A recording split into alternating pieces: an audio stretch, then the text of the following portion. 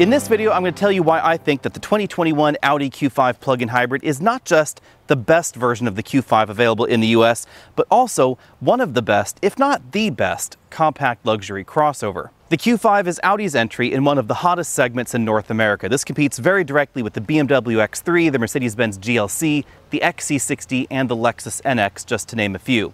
The X3, the XC60, and the NX, the new 2022 NX, are logically the most direct competitors to this vehicle right here because they're the only other three options in this segment with available plug-in hybrid systems. But the Q5 is a little bit different than some of them.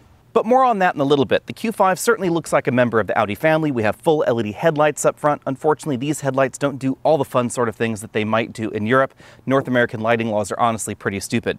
Down below, we have parking sensors. You won't find fog lights down lower on the bumper because Audi prefers all-weather lamps. They're integrated into the same module as the headlight. 2021 is not a complete redesign for the Q5, but it is a very significant refresh, especially when we're talking about the plug-in hybrid system and some of the exterior styling components. We have a sharper and cleaner looking grille. It's a little bit more in keeping with some of the newer Audis on the market. Measuring 184.3 inches, the Q5 is solidly a compact luxury crossover in North America, although in Europe you might consider this more of a mid-size two-row crossover, because of course the definition of what is a compact and what is a mid-size has continued to grow. You'll notice that we have the classic Audi design lines with a hatch that is still a little bit more vertical than some of the competition, making it a little bit more practical, and a slightly longer front overhang because of the design of the drivetrain in this Audi. The drivetrain in the Q5 is pretty similar to what we see in the A4, A5, A6, and A8, where the entire engine sits slightly in front of the front axle. That results in a design where we have a slightly longer front overhang than in something like a BMW X3 or a Stelvio, but Audi disguises that really well with the design of the Q5. Out back, we have full LED taillight modules with a very distinctive progressive turn signal that Audi has long been known for. The light modules and the hatch are part of one piece, and they wrap almost all the way around to the side of the vehicle. That results in the light modules down here, because due to lighting regulations around the world, when the hatch is open, obviously those lights would not be seen because they'd be shining up at the sky, so we have these secondary light modules down below. These will turn into brake lights and turn signals when the hatch is open. You'll also find the backup light right in there. This is a touch that is almost unique to Audi. We do find it in a few other vehicles in North America, but not too many outside of modern Audi models. Also cropping up in a few other vehicles here and there are fake exhaust tips at the bottom of the bumper. These are a little bit more believable than some of the exhaust tips that Audi has done, but exhaust gases never flow through these. They're completely blank. The real exhaust tips are tucked up under the vehicle. That helps keep them clean from soot deposits, makes that part easier to clean, but they do end up collecting dust, which looks a little bit odd. If you're looking for a compact luxury crossover with a plug-in hybrid system, you have currently three options in the US, soon to be joined by a fourth. We have this Audi right here, we have the Volvo XC60, and the BMW X3. Next year, we're going to be getting the Lexus NX 450h Plus. There are also some rumors swirling around that Mercedes might bring back a plug-in hybrid GLC, but at this moment it's not sold in the United States. Among these four plug-in hybrid vehicles, the drivetrains are all designed quite differently. The one in the Lexus has basically been borrowed out of the RAV4 Prime. It uses their dual-motor planetary hybrid setup up front and an E-axle in the rear, so electric motor in the back, no mechanical all-wheel drive system. We find something somewhat similar in the Volvo. It has a turbocharged and supercharged engine up front, electric motor in the back, and an electric motor up front. That's a really complicated system. The BMW X3 system is somewhat similar to this, but there's a key difference. BMW uses a regular 8-speed automatic transmission, and Audi is using a 7-speed dual clutch. Audi already makes some of the best DCTs in the industry, but adding an electric motor has turned this into the best. Because a normal dual clutch transmission like this would have to slip the clutch in low-speed maneuvers, say stop-and-go traffic, urban traffic, etc. So, say from 0 to about 2 to 3 miles an hour, it can't fully engage the clutch. So sometimes you get a little bit of clutch stutter, a little bit of herky-jerkiness. It'll feel like a manual transmission at times. This vehicle has a benefit. It has a 141 horsepower electric motor on the other side of this 248 horsepower 2-liter turbo engine. That motor can drive the vehicle in its own right. It can drive it just electrically. So from 1 to 5 miles an hour, it can just use the electric motor. And then when everything is spinning fast enough, it can close the clutch and get the engine involved. The result is that this 7-speed dual clutch transmission actually ends up feeling as smooth or smoother than a lot of the 8-speed automatic plug-in hybrids out there. and it's going to have the swift shifts that you expect in a DCT. The electric motor is powered by a 14.1 kilowatt-hour battery pack. That's the usable capacity right back there in the cargo area. And for this generation, it's now liquid-cooled rather than air-cooled. The combination gives you 362 horsepower, 369 pound-feet of torque, 19 miles of electric range, and 27 miles per gallon once that electric range is depleted. Charging the battery happens via an onboard charger that is rated for just over 7 kilowatts. That is capable of charging the battery in as little as about 2.5 hours, as long as you have access to an EVSE that can support it. The charge port is right back here on the driver's side. If you have simply access to a 110-volt power cord, it could take 15 to 16 hours to completely charge. Let's see how that stacks up against the competition. This has the exact same electric range as the XC60 at 19 miles, and the same fuel economy after the battery has been depleted. You'll notice that the Audi is a little bit less efficient in terms of MPGe, however, and that's because this has a mechanical all-wheel drive system.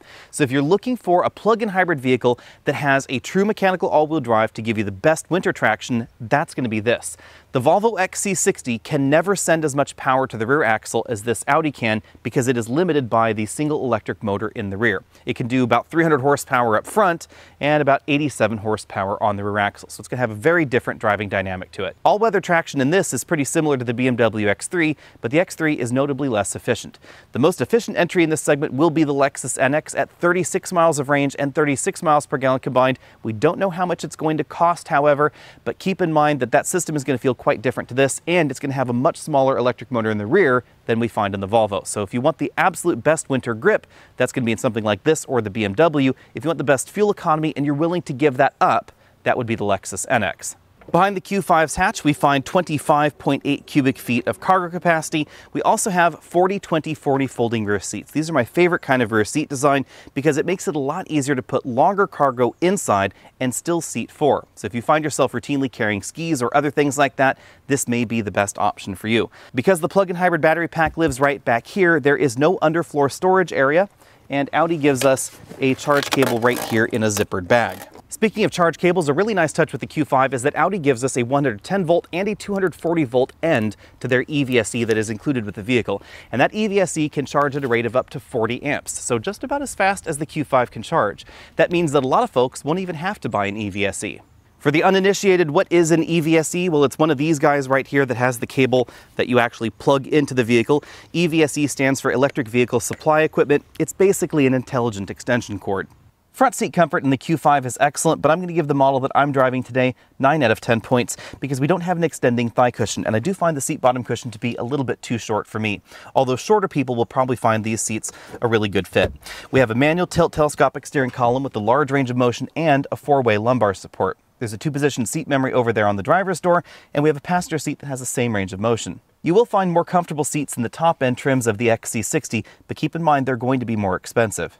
As we see in other Audis, legroom is among the best in this segment at 78.9 inches of combined room. With this front seat adjusted for me at 6 feet tall, I have about 5 inches of legroom left. I could fit a child seat in a rear-facing position right here behind myself if I were willing to move just a little bit further forward. We have a pretty decent hump right here because this does have a mechanical all-wheel drive system. Remember, this is a longitudinal engine design with a rear-wheel drive transmission. The engine position is simply due to the way that Audi's Quattro system is designed. Now, in the Volvo XC60, we have a tiny bit more rear legroom, but we have a pretty big battery pack because it lives right here in the middle of the vehicle, and that's why it doesn't have a mechanical all-wheel drive system. The result is that the hump right here between the two seats is pretty similar. With this right seat all the way back in its tracks, I have about 1 inch of legroom left and a very accommodating footwell. It's one thing that I really like here, is I don't have any problem squeezing my feet right here under the seat. Headroom is also pretty generous. This model has the panoramic sunroof. I still have about 1 inch of headroom left. The rear seats offer a tiny bit of recline. It's not much, but it does go back about 1/2 inch. As we look around the interior, keep in mind that this is obviously not the absolute base version of the Q5 plug-in hybrid.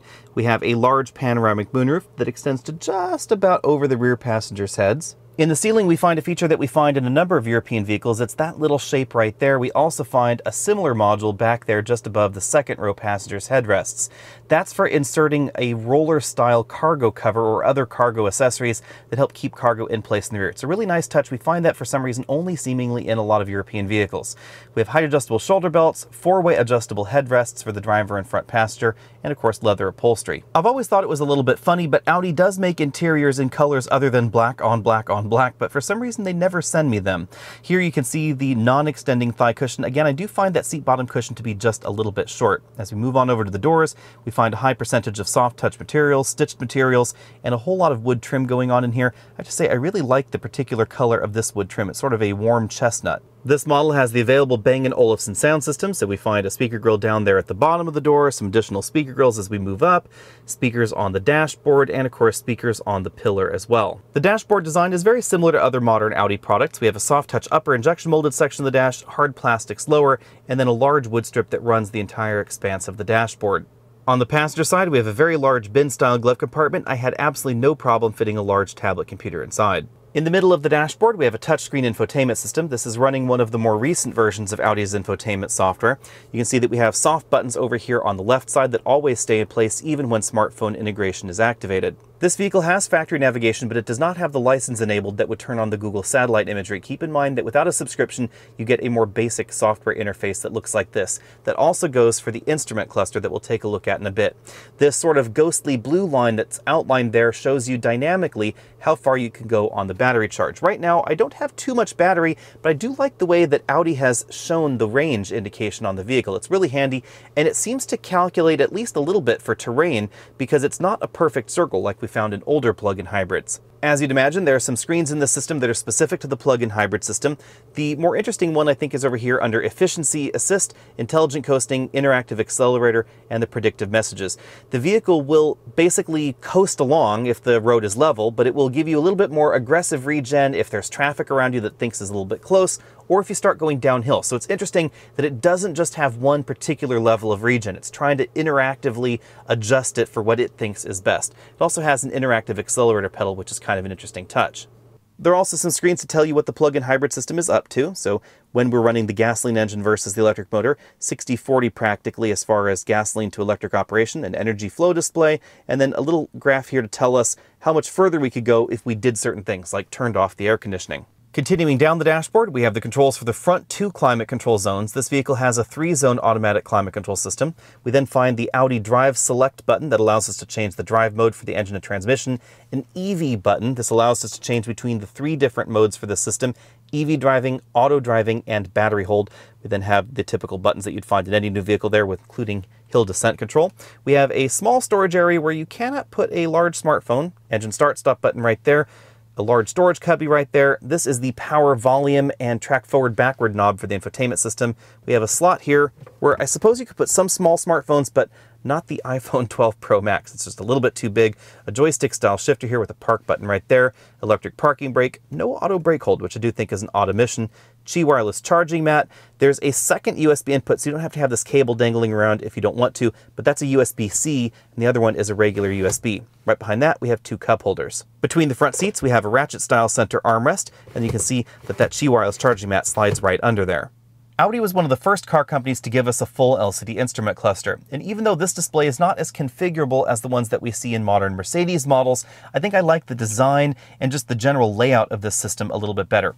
The graphics and everything just speak to me a bit more. Over here on this side, we have a power gauge. The green side will tell you basically what you could do in electric-only mode. That will change based on the battery state of charge and the mode that you're in. There's a charge gauge down there at the bottom. We then have a teeny tiny little tachometer down there at the bottom of that portion.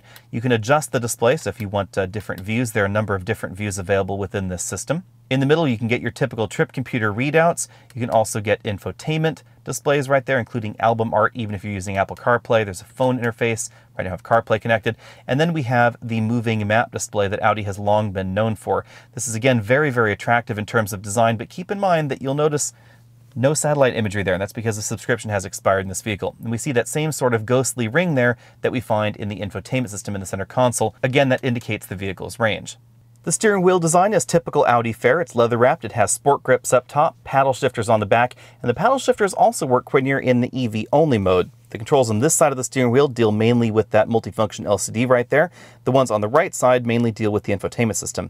There's a heated steering wheel button right there, and you'll notice the cruise control controls are over here on a stalk that does not move with the steering wheel.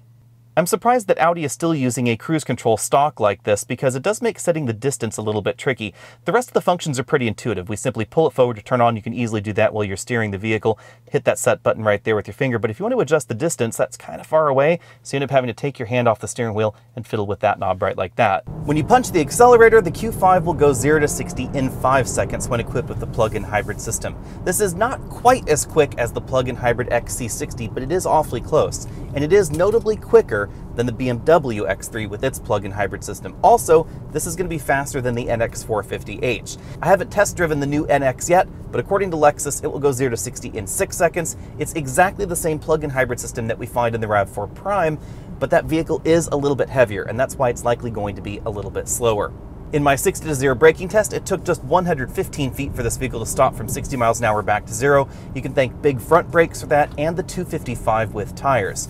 The tire size on this vehicle is going to be another differentiator between this and the Lexus NX when it finally comes out. That's going to be wearing slightly skinnier tires. Now, there are a bunch of different tires and wheel sizes available for the Audi Q5, so certainly keep in mind that I'm driving the one with the 255 width all seasons. Although the plug-in hybrid version of the Q5 is one of the heaviest versions available, it also has one of the best weight balances. And that's because even though the 2-liter 4-cylinder engine is entirely in front of the front axle, that battery back there is almost entirely behind the rear axle, and that shifts a reasonable amount of weight to the rear. You'll really notice that out on the road. This definitely feels a little bit heavier than the base model, but it also feels a little bit better balanced. And in terms of handling, this is now one of my favorites in this segment, and it certainly has the chops to compete with something like the BMW X3 when we're talking about this plug-in hybrid. And versus the plug-in hybrid X3, this is going to give you more power and slicker shifts thanks to the 7-speed dual-clutch automatic transmission. Out on a rougher road like the gravel road that I'm on now, the ride quality is pretty similar to the rest of the European competition, and that means that this is going to be a little bit firmer than something like the Lexus NX. This could also be a little bit firmer than the Acura RDX, depending on exactly which version you get. Now, an adaptive suspension is available in the Q5. This model does not have it, but that is going to make the ride quality a little bit softer. And I think if I were shopping for a Q5, that is certainly an option that I would get. This road surface is also a good place to demonstrate the way this hybrid system works. Because this has a true mechanical all-wheel drive system, the surface I'm on right here is pretty loose. If I floor it, I get very instant acceleration and instant torque, thanks to the electric motor being directly connected to the transmission and all 4 wheels being always engaged. You'll really notice that, for instance, on a slope like this. This is a gravelly incline, same thing. All 4 tires start spinning immediately. And that's because this again has a mechanical all-wheel drive system. The design of this system is going to make this feel very different than the Volvo XC60 or the Lexus NX, which have all-wheel drive systems or electric motors on the rear axle. Those vehicles are going to have an awful lot more front wheel slip until we get more power in the rear. Now, they are still going to be fairly capable in adverse weather. They're going to be just fine in the average snowy situation, etc., but they are going to feel different than a vehicle like this. If you're in a slippery situation, the natural instinct seems to be to pull back on power when you get slip. And in vehicles with an all-wheel drive system, you actually want to do the opposite. You want to dig a little bit deeper into the accelerator pedal, and that will help send power to the other axle. I said this earlier in the review, but Audi makes an excellent dual-clutch transmission, and you'll really notice that if you start driving this harder, because the shifts are much faster and much crisper than you find in a traditional automatic. But again, this doesn't have the downsides of a traditional DCT, because if I were to just slow this down and just crawl along here at a few miles an hour, step on the accelerator pedal a little bit, or say I needed to pull over to the side of the road here, and I wanted to just sort of creep along at just 2 miles an hour, it is very, very smooth in this dual clutch transmission because the clutch is not involved yet. Instead, it's simply using the electric motor. And that electric motor enables the DCT to have low-speed crawl that is as smooth or smoother than a traditional automatic transmission. Yet you still get the benefits of efficiency and the rapid shifts that you find in a regular DCT. Speaking of efficiency, let's go a little bit out of order and talk about that first. Over a week of mixed driving, I was averaging 30 miles per gallon when this was operating simply as a hybrid, not plugging in at all. That was 3 miles per gallon better than the EPA score. I think that's all thanks to the 7-speed DCT and the efficient 2-liter 4-cylinder engine. As I've noted in the base Q5 with the standard 2-liter 4-cylinder engine, this does exceptionally well out on the open highway. The Q5 also did really surprisingly well in terms of EV range. This is EPA rated for 19 miles of EV range. I averaged 25 miles of EPA range in my range test, and I ended up doing it twice because I thought that initially there might have been something wrong, or maybe I hadn't noticed that the gasoline engine had turned on, but that wasn't the case.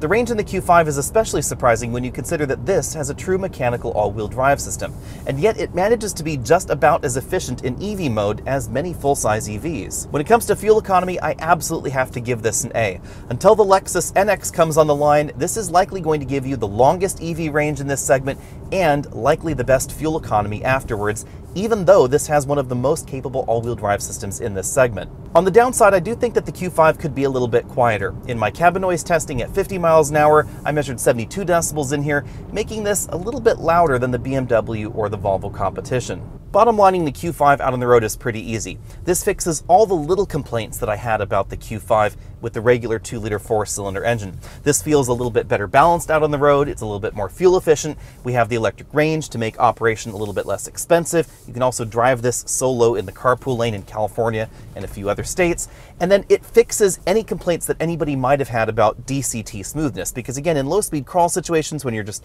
crawling down a gravel road like this, or even mild off-road maneuvers, this is going to feel a lot more sorted than the average dual-clutch transmission.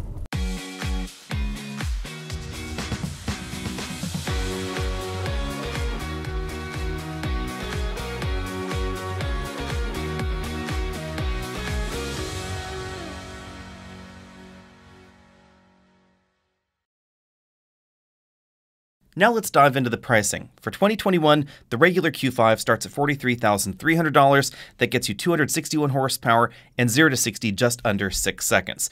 If you want the plug-in hybrid version, that'll be $51,900.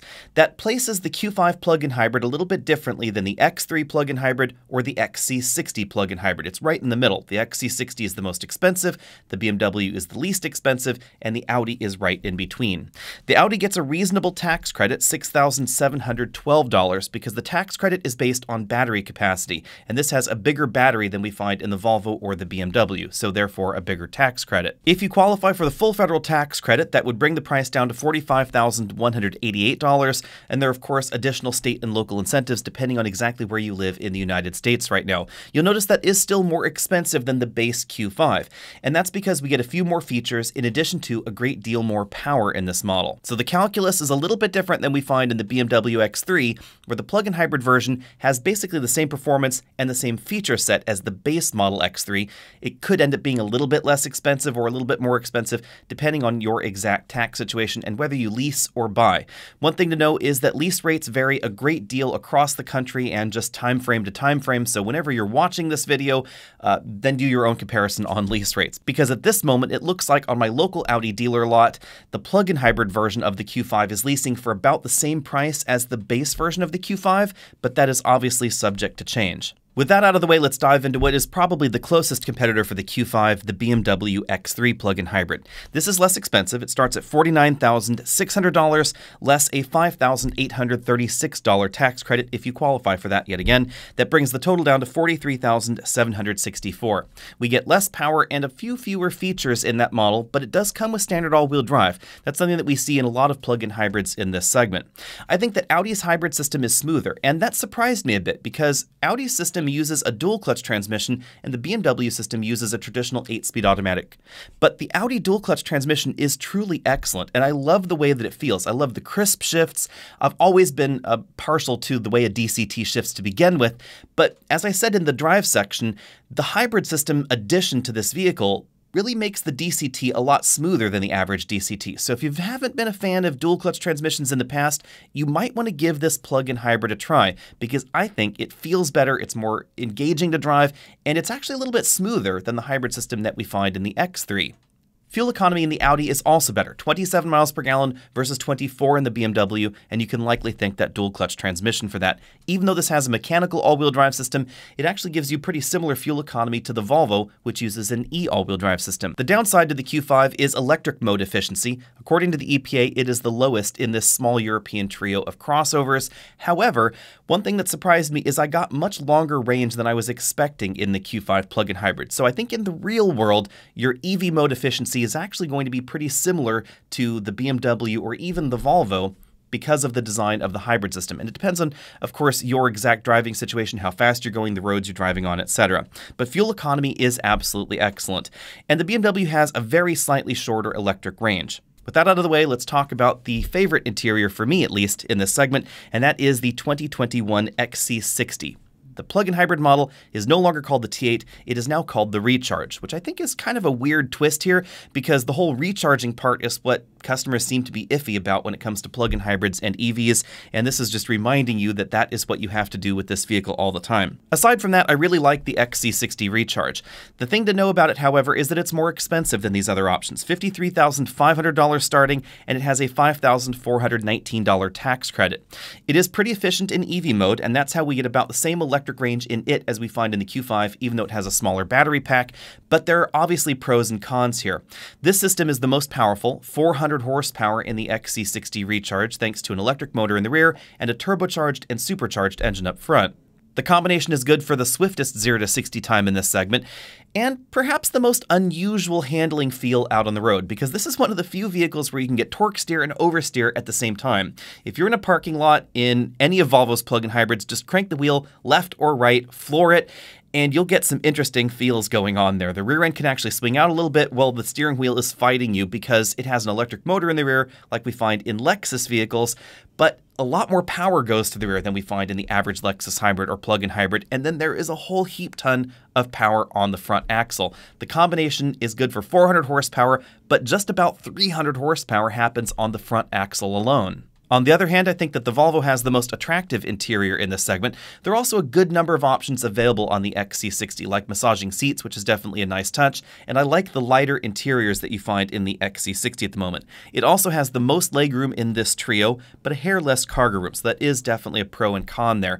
If you're talking about driving dynamics and all-wheel drive ability, the Q5 is going to be the winner over the XC60, but the XC60 is fun in its own right, and because of the way that Volvo has chosen to design the e-all-wheel drive system, it feels different than the e-all-wheel drive systems that we find in Lexus hybrid and plug-in hybrid vehicles, especially the upcoming NX. The NX plug-in hybrid is going to be basically the Lexus version of the RAV4 Prime, and you will notice that even though it is an improvement over e-all-wheel drive systems in the past, that the Volvo system will still be a little bit more aggressive at sending power to the rear, a little bit better in stickier situations. The one downside to the XC60 is that it has not received the infotainment update that everybody has been expecting for a while. It should be getting the new Google infotainment system that we see in the XC40, but that hasn't happened yet. So at the moment, the infotainment system is a little bit behind the times. And even though it has a full LCD instrument cluster, it's certainly not as snazzy as the one that we find in the Q5.